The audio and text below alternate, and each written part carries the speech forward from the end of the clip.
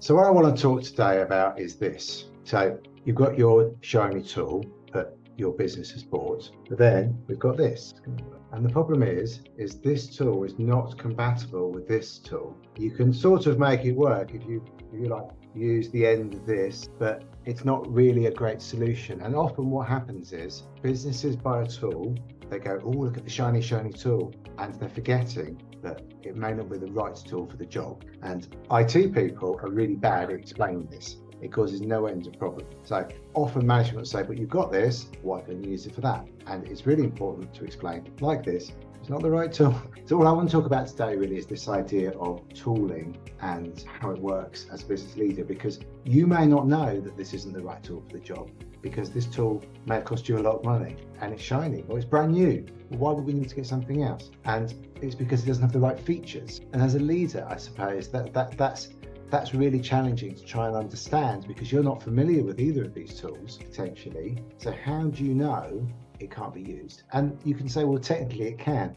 Hey, I'll send you a link to the video of the green and red lines. And this is often what happens, is that the technical people try and explain something, and because they're using technical terms, it goes over your head and you don't. This isn't a criticism, it's just like you don't know what you don't know. So part of my job as a VCIO is to try and bridge the gap with analogies like this. That always works very well. But don't impose a tool on people if they say it's not the right tool for the job, unless you're certain that it can deliver. Now, we talked before about these having multiple tools and having one big tool.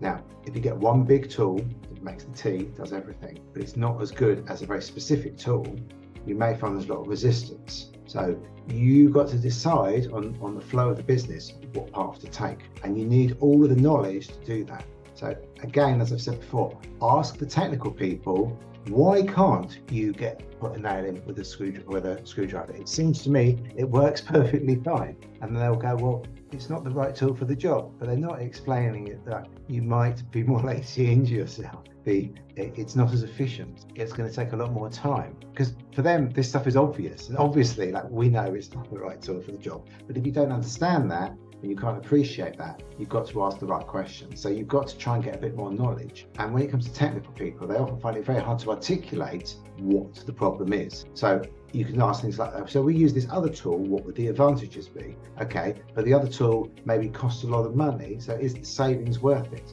And if you don't explain to your team why you've made the decision, then they're not going to know and they're going to resent it. But if you can frame it in such a way that they understand. So for example, I have a friend and he was developing some software, and the existing software was awful. It needed rewriting. There was no question of it. And the guy in charge of the money, he said, no, we haven't got time to rewrite it. Instead, buy some more memory for the server. But he's going, but this isn't going to fix it. But it's just like, well, actually, it will fix it, because this software's probably got another 18 months till we scrap it. By buying more memory, that will fix the problem for about the next 18 months. And okay, we might need to reboot the server more. But overall, it's much more efficient to have you working on something else than trying to solve this problem that doesn't have enough business value. But technical people don't care about business value, they care about doing it the right way.